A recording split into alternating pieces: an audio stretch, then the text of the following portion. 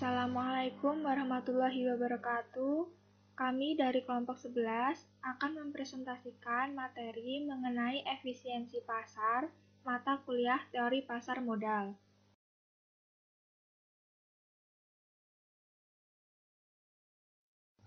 Adapun poin-poinnya, yang pertama, konsep pasar modal yang efisien, yang kedua, bentuk-bentuk pasar efisien, dan yang ketiga, implikasi pasar efisien.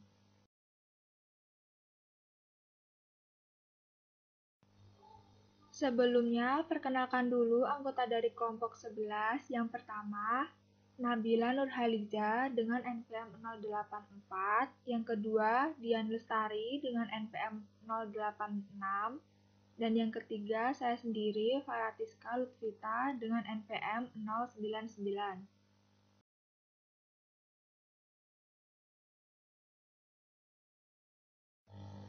Yang pertama yaitu konsep pasar modal efisien.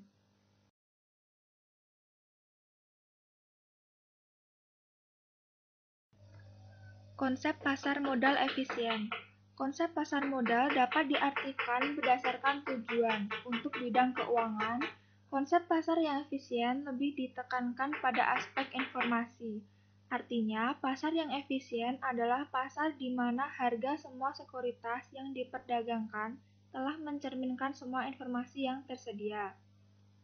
Dalam hal ini, informasi relevan yang tersedia bisa meliputi semua informasi yang tersedia, baik informasi di masa lalu maupun informasi saat ini, serta informasi yang bersifat sebagai pendapat atau opini rasional yang beredar di pasar yang bisa mempengaruhi perubahan harga. Adanya suatu proses penyesuaian harga sekuritas menuju harga keseimbangan yang baru sebagai respon atas informasi baru yang masuk ke pasar. Penyesuaian harga tidak harus terbentuk dengan sempurna, tetapi yang dipentingkan adalah harga yang terbentuk tidak bias. Jadi, hal yang penting dari mekanisme pasar efisien adalah harga yang terbentuk tidak bias dengan estimasi harga keseimbangan. Harga keseimbangan akan terbentuk setelah investor sudah sepenuhnya menilai dampak dari informasi tersebut. Gambar berikut akan memberikan ilustrasi mengenai konsep pasar yang efisien. Pada saat informasi tersebut diumumkan T sama dengan 0, harga saham berada pada posisi 1000. Jika pasar efisien, maka informasi tersebut akan dengan cepat tercermin pada harga saham yang baru. Investor akan dengan cepat menyesuaikan harga saham sesuai dengan nilai saham yang baru. Misalnya karena adanya informasi baru yang masuk ke pasar dan menyebabkan nilai baru dari saham tersebut adalah 1.200, dalam pasar yang efisien, harga saham akan naik dengan cepat ke nilai 1.200.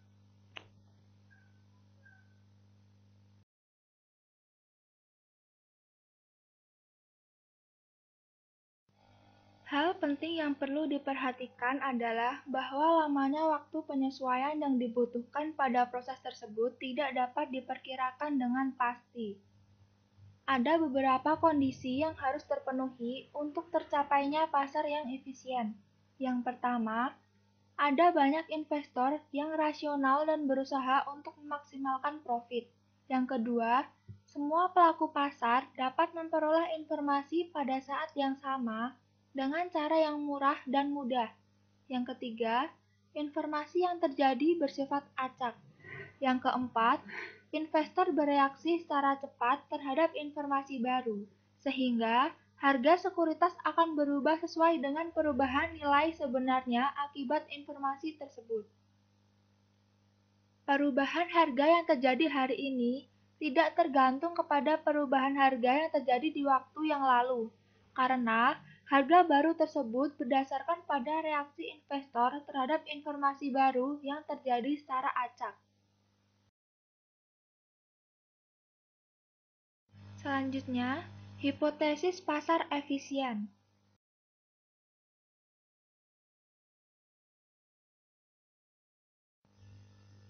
Aspek penting dalam menilai efisiensi pasar adalah seberapa cepat suatu informasi baru diserap oleh pasar yang tercermin dalam penyesuaian menuju harga keseimbangan yang baru.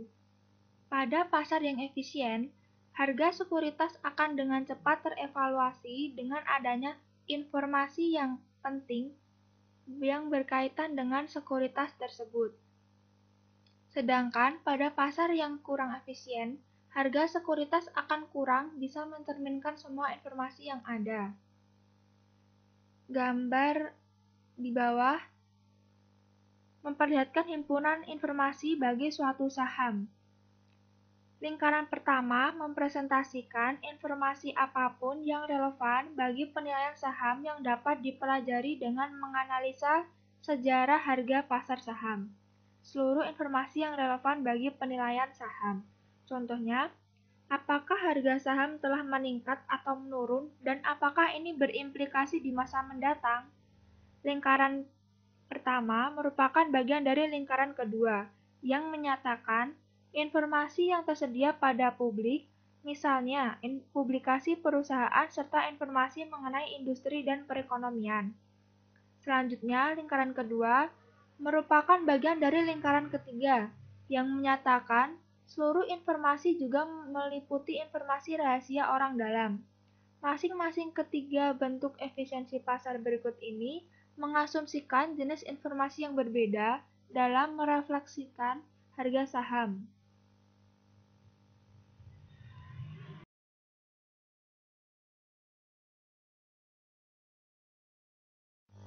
Untuk memudahkan penelitian tentang efisiensi pasar, FAMA 1970 mengklasifikasikan bentuk pasar yang efisien ke dalam 3 efisien market hypothesis. Yang pertama, efisien dalam bentuk lemah atau weak form, berarti semua informasi di masa lalu atau historis telah tercermin dalam harga yang terbentuk sekarang. Yang kedua, efisien dalam bentuk setengah kuat atau semi-strong. Berarti, harga pasar saham yang terbentuk sekarang telah mencerminkan informasi historis ditambah dengan semua informasi yang dipublikasikan, seperti earning, dividen, pengumuman stok, split, penerbitan saham baru, kesulitan keuangan yang dialami perusahaan, dan peristiwa-peristiwa terpublikasi lainnya yang berdampak pada aliran kas perusahaan di masa datang. Lalu yang ketiga, efisien dalam bentuk kuat atau strong form. Berarti, harga pasar saham yang terbentuk sekarang telah mencerminkan informasi historis ditambah informasi yang dipublikasikan ditambah dengan informasi yang tidak dipublikasikan. Pada tahun 1991, FAMA mengemukakan penyempurnaan atas efisiensi pasar di atas. Yang pertama, efisiensi pasar bentuk lemah disempurnakan menjadi suatu klasifikasi yang lebih bersifat umum untuk menguji prediktabilitas return atau return predictability. Yang kedua, efisiensi dalam bentuk setengah kuat diubah menjadi studi peristiwa atau event studies. Yang ketiga, efisiensi dalam bentuk kuat disebut sebagai pengujian informasi private atau private information.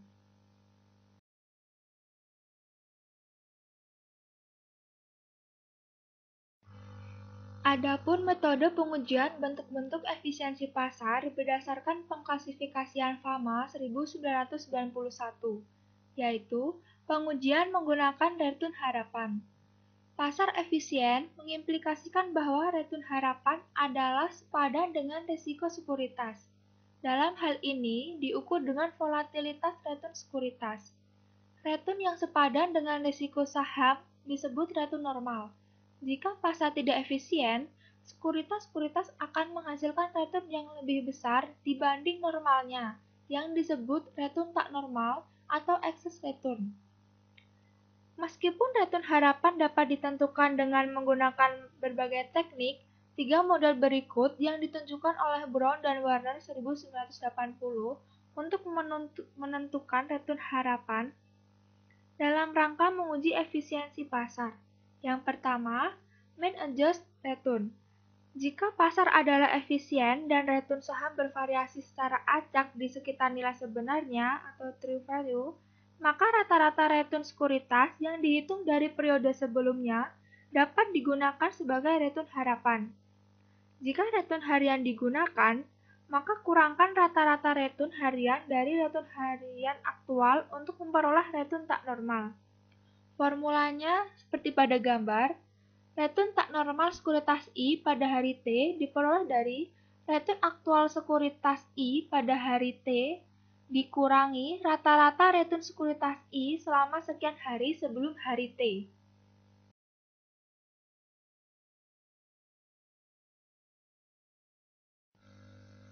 Yang kedua, market adjust return. Pergerakan saham-saham individual sering dihubungkan dengan pergerakan bersama dalam pasar. Untuk itu, satu teknik untuk menghitung return tak normal adalah dengan menghilangkan pengaruh pasar terhadap return harian sekuritas.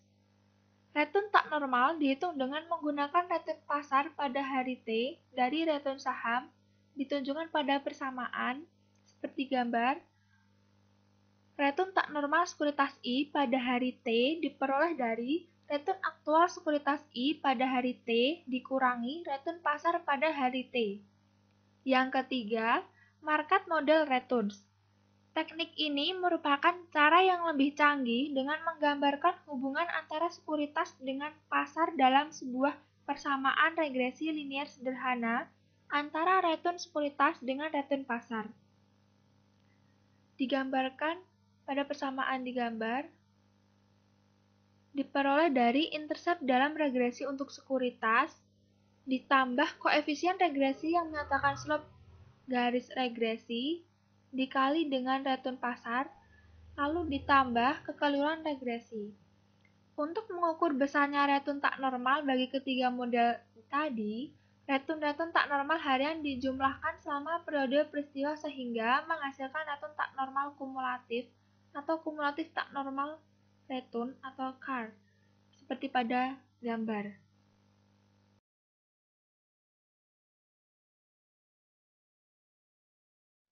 Pengujian terhadap hipotesis pasar efisien pada dasarnya bisa dibagi menjadi 3 kelompok pengujian berdasarkan klasifikasi hipotesis pasar efisien yang akan diuji. Pengujian hipotesis pasar efisien dalam bentuk lemah bisa diuji dengan melakukan pengujian prediktabilitas return. Pengujian hipotesis pasar efisien dalam bentuk setengah kuat dapat dilakukan dengan pengujian event studies. Sedangkan pengujian hipotesis pasar efisien dalam bentuk kuat bisa dilakukan dengan pengujian private information.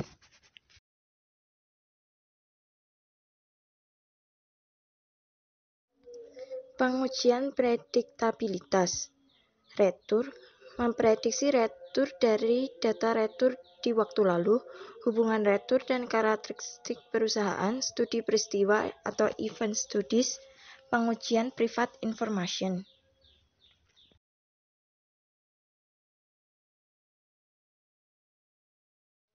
Pengujian prediktabilitas return.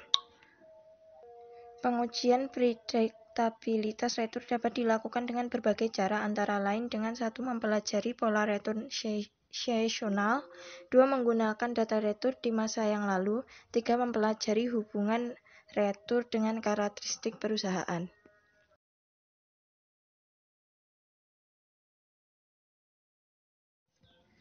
Pola return sekuritas. Sejumlah penelitian menunjukkan adanya suatu pola dalam return sekuritas. Pola tersebut menunjukkan adanya tingkat return yang lebih tinggi atau lebih rendah pada saat tertentu, baik dalam periode harian, mingguan, maupun tahunan. Pola harian. Salah satu pola return yang secara intens adalah adanya perbedaan return untuk hari-hari tertentu dalam seminggu. Gibbons dan Haynes 1981 menemukan bahwa return pada hari Senin akan lebih rendah dibandingkan dengan hari lainnya di bursa New York.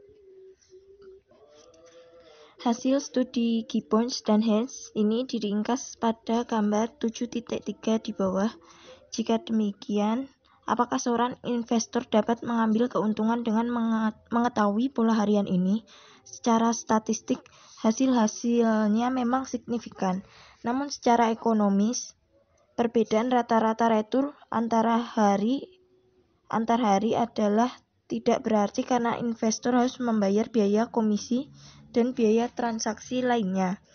Namun hasil studi ini menyarankan bahwa ketika pada waktunya investor ingin membeli saham, maka waktu terbaik untuk membeli adalah pada saat pembukaan bursa di hari Selasa untuk memanfaatkan penurunan harga pada hari Senin.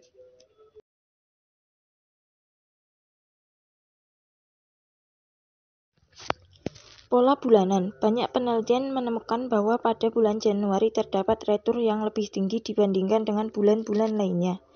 Dan ini biasanya terjadi pada saham yang kapitalisasi pasarnya kecil. Fenomena ini sering disebut dengan January Effect. Fakta-fakta mengenai January Effect.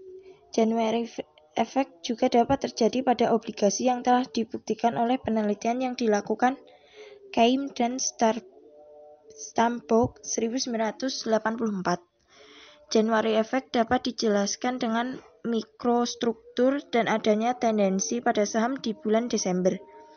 Penjelasan lain mengenai penyebab tingginya retur di bulan Januari adalah tax selling hipotesis, di mana para investor akan menjual sekuritas yang sama. Tindakan ini akan menciptakan tax loss untuk investor. Namun pada penelitian lain menunjukkan temuan yang tidak konsisten pada tax selling hipotesis. Pada pasar yang efisien, pola seasonal tersebut seharusnya tidak terjadi. Penyebabnya karena investor yang melihat retur yang tinggi pada bulan Januari akan mulai melakukan pembelian di bulan Desember untuk mendapatkan retur tak normal. Tetapi retur tinggi di bulan Desember tidak dapat secara penuh dijelaskan dengan baik sehingga January Effect merupakan suatu penyimpangan pada pasar efisien.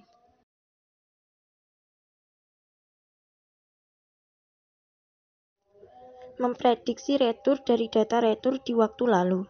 Ada beberapa cara pengujian yang dapat dilakukan, mulai dari cara yang sederhana dengan hanya menggunakan data retur periode sebelumnya sampai dengan penggunaan trending rules yang lebih kompleks, misalnya dengan uji korelasi, run test, filter test, dan kekuatan relatif sekuritas.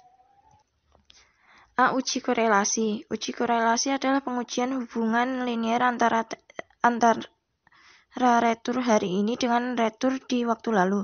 Semakin tinggi korelasi antara retur masa lalu dengan retur saat ini, berarti semakin tinggi kemampuan retur masa lalu tersebut untuk memprediksi retur masa depan.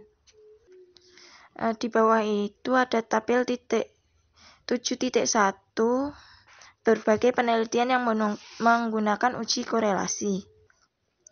Dari gambar tabel 7.1 di atas, terlihat bahwa tidak ada satupun dari hasil penelitian tersebut yang menunjukkan adanya koefisien korelasi yang sangat kuat antara retur sekarang dengan retur di waktu sebelumnya. Hal ini berarti bahwa data retur masa lalu kurang bisa memprediksi tingkat retur saat ini.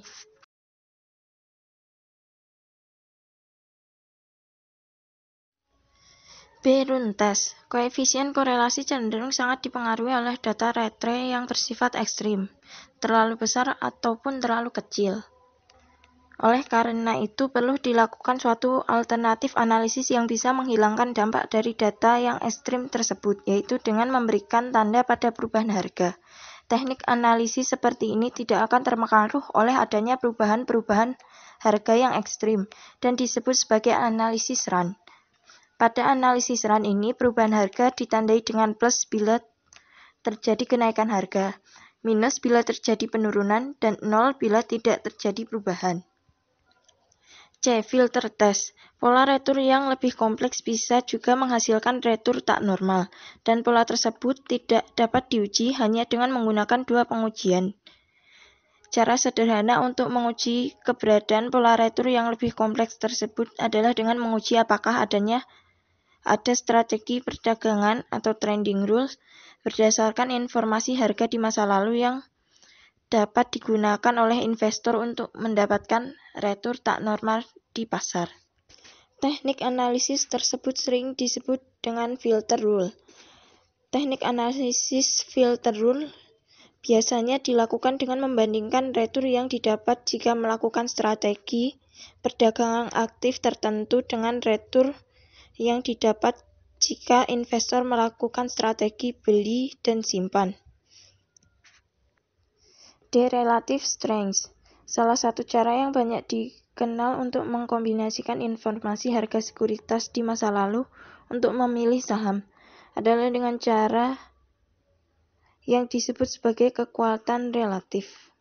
Salah satu contoh aturan relative strength pernah dikemukakan oleh Levy 1967, yaitu dengan membandingkan harga suatu saham saat ini dengan harga rata-rata saham tersebut selama beberapa periode.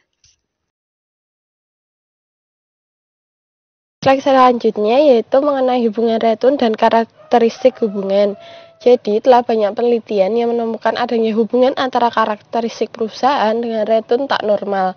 Hubungan ini dinyatakan sebagai anomali dalam pasar FIN. Beberapa karakteristik hubungan tersebut adalah yang pertama ada size effect, yang kedua ada nilai pasar dengan nilai buku atau market to book value, dan yang terakhir itu ada harga saham atau earning price. Yang akan dijelaskan pada slide ini dan slide selanjutnya. Yang pertama yaitu size effect, di mana penelitian Bates pada tahun 1981 yang menunjukkan bukti empiris paling awal mengenai adanya size effect, yaitu adanya kecenderungan saham-saham perusahaan kecil yang mempunyai return yang lebih tinggi dibanding saham-saham perusahaan besar. Kemudian ada pula nilai pasar dengan nilai buku atau mark to book yang diteliti oleh Faman dan Friends pada tahun 1901. Kemudian Lacon, Sioc, Selvier, dan Visi pada tahun 1993, serta Chan, Hamo, dan Lakonisok pada tahun 1991 yang melakukan penelitian tentang hubungan nilai market to book dengan return saham. Di mana pada penelitian ini itu ditemukan adanya perbedaan return antara saham mempunyai market to book value yang tinggi, di mana pada saham yang mempunyai market to book value yang tinggi itu kan cenderung memiliki tingkat rating yang lebih besar dengan saham dengan market to book value yang lebih rendah dibanding dengan saham yang mempunyai market to book value yang lebih rendah, seperti itu. Kemudian seperti yang saya jelaskan tadi kan ada 3 nih karakteristik. Yang ketiga yaitu earning price, di mana penelitian yang dilakukan oleh Basu pada tahun 1977 melakukan penelitian mengenai hubungan antara resiko earning our price atau biasanya itu simbolnya E_P dengan tingkat return tak normal yang diperoleh dengan menggunakan CAPM yang sudah kita pelajari pada bab sebelumnya.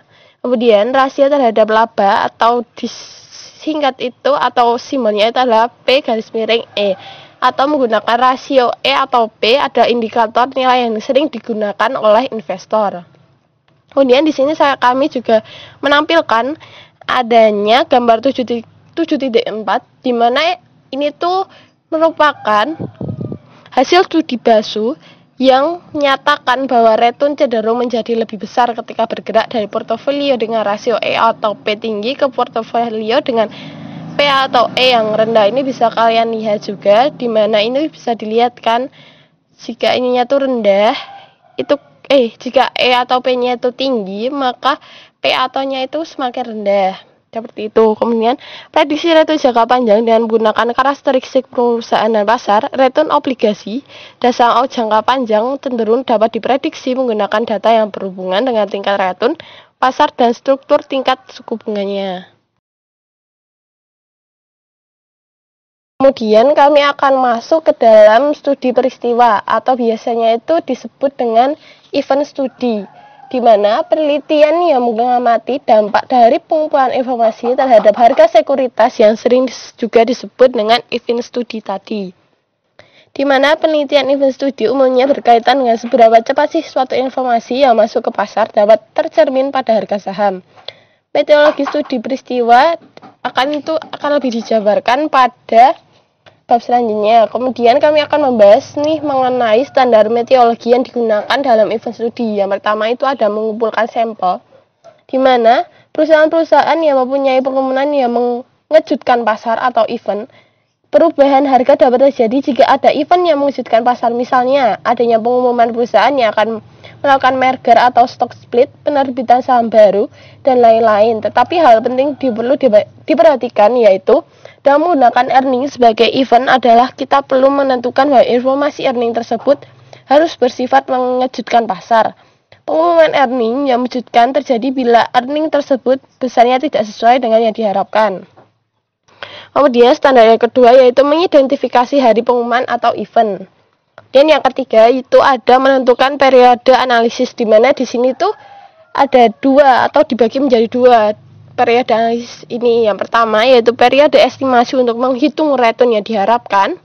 Yang kedua yaitu periode pengamatan atau jendela untuk menghitung return aktual dan return tak normal. Yang keempat yaitu ada menghitung return tak normal masing-masing sampel setiap hari selama periode pengumuman. Nah, yang kelima ini ada menghitung return tak normal, yaitu dengan mengurangi return aktual yang sebenarnya terjadi dengan return yang diharapkan.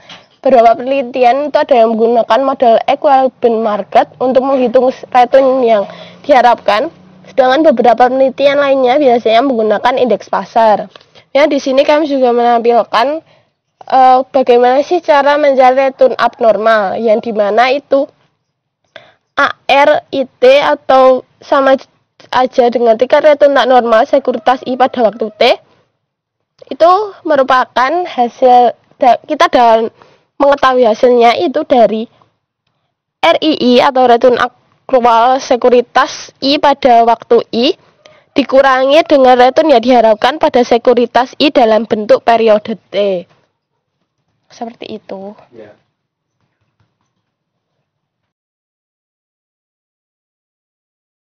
Selanjutnya ada menghitung rata-rata tak normal semua sampel setiap hari.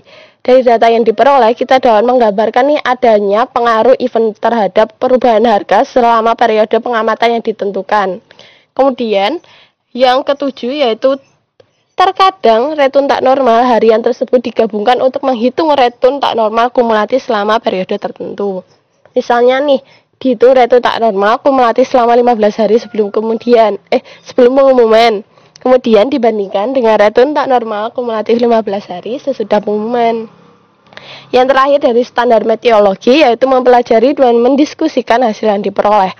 Data yang diperoleh kemudian diolah menjadi informasi dan disimpulkan untuk mengetahui dampak pengumuman terhadap perubahan harga yang terjadi. Kemudian pada event studi ini itu tuh ada beberapa penelitian. Yang pertama itu dilakukan oleh Fama, Fisher, Jason, dan Roll pada tahun 1969, di mana mereka itu meneliti mengenai dampak adanya pengumuman stock split oleh perusahaan terhadap perubahan harga saham. Jadi stock split itu pada dasarnya merupakan tindakan perusahaan untuk memecah saham yang telah beredar dari suatu saham menjadi kelipatan 2, 3, ataupun sekian banyaknya saham.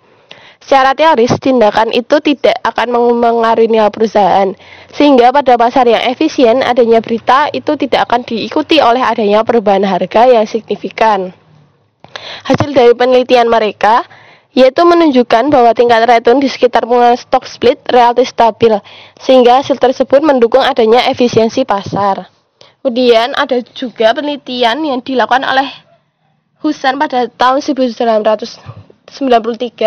Nah, bedanya dari penelitian yang tadi, penelitian ini dilakukan di Indonesia itu sendiri, di mana Husnan itu melakukan penelitian tentang pengaruh pengumuman emisi saham baru oleh perusahaan terhadap perubahan harga sekuritas, dan nyata hasilnya menunjukkan bahwa harga sekuritas di BEJ belum bisa mencerminkan informasi tersebut. Kemudian ada pula pengujian private information, di mana pengujian ini meliputi pengujian apakah pihak insider perusahaan dan kelompok investor tertentu yang dianggap mempunyai akses informasi lebih baik dapat memperoleh return tak normal dibanding dengan return pasar pada umumnya. Kemudian pada pengujian private information itu ada yang disebut dengan insider trading. Pihak-pihak yang disebut insider itu adalah direktur, manajer, karyawan, atau pemegang saham, yang dimana di sini itu dianggap bisa mendapatkan informasi yang sesungguhnya mengenai perusahaan yang tidak dapat dilakukan oleh pihak lainnya. pihak insider ini bisa memperoleh informasi sebelum informasi tersebut dipublikasikan. Nah, karena mereka tahu nih informasi sebelum dipublikasikan, mereka tuh akan dapat memanfaatkan kemudahan akses informasi tersebut untuk memperoleh return tak normal.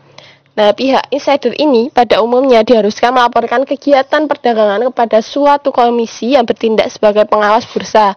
Kalau di Indonesia sendiri itu mungkin bisa dibilang kayak OJK dan lain sebagainya.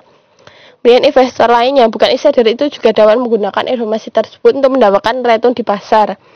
Karena pada penelitian yang dilakukan oleh Rozeb dan Zaman pada tahun 1988 yang menemukan bahwa investor yang bukan insider ternyata juga dapat memperoleh return dengan menggunakan informasi yang terpublikasikan serta memperhatikan transaksi yang dilakukan oleh insider itu sendiri. Kemudian kami akan memasuki subbab yang terakhir, yaitu implikasi pasar efisien. Baik, jadi pada implikasi pasar efisien, tidak semua praktisi pasar modal itu bisa menerima konsep mengenai pasar efisien itu sendiri. Investor yang percaya bahwa pasar dalam kondisi tidak efisien itu akan menerapkan strategi perdagangan aktif.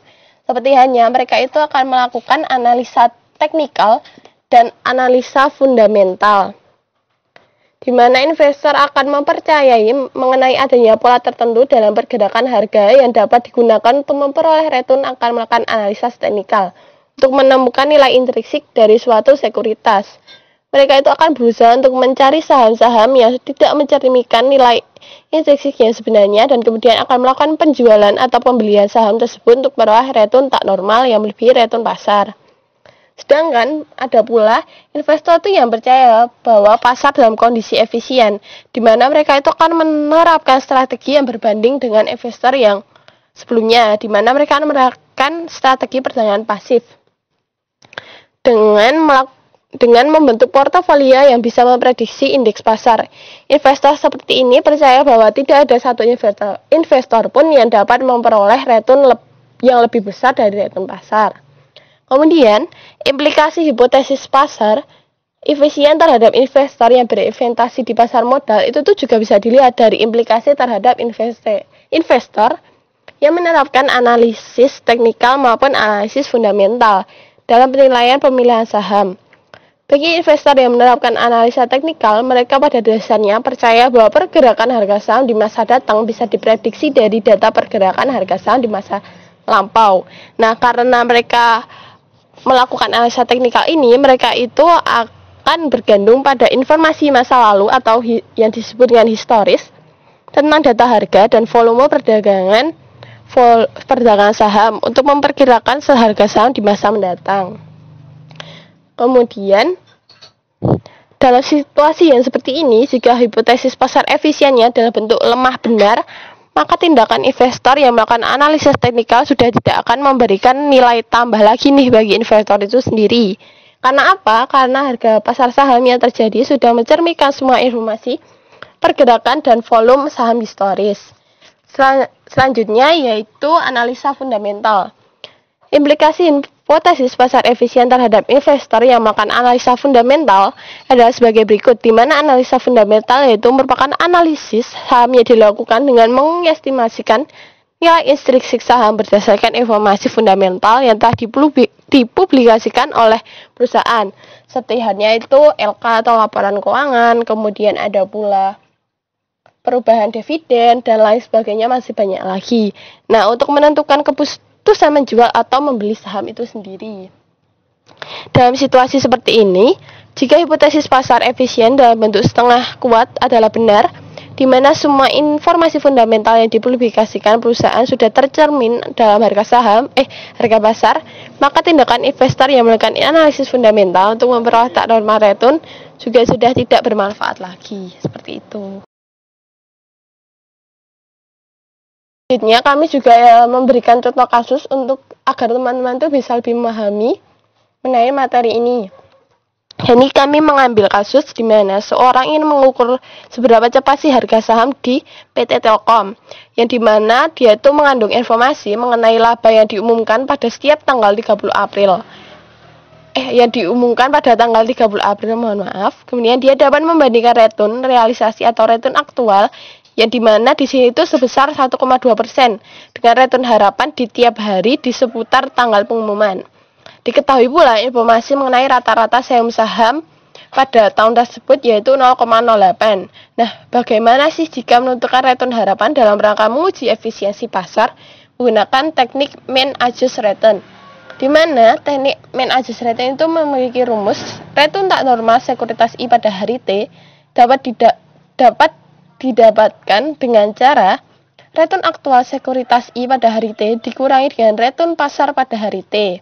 Di mana di sini return aktual sekuritas I pada hari T yaitu sebesar 1,2%, kemudian return pasar pada hari T yaitu 0,08%. Jadi dapat disimpulkan atau dapat diketahui bahwa return tak normal sekuritas I pada hari T merupakan 0,04. Jadi return tak normal pada hari itu adalah 0,04 seperti itu. Baik teman-teman, kami telah selesai pada akhir pembahasan mengenai bab efisiensi pasar ini. Sebelumnya dari kelompok 11 ingin mohon maaf apabila ada perkataan ataupun perbuatan yang tidak mengenakan kepada teman-teman. Kami akan melanjutkannya melalui sesi diskusi melalui Telegram. Terima kasih.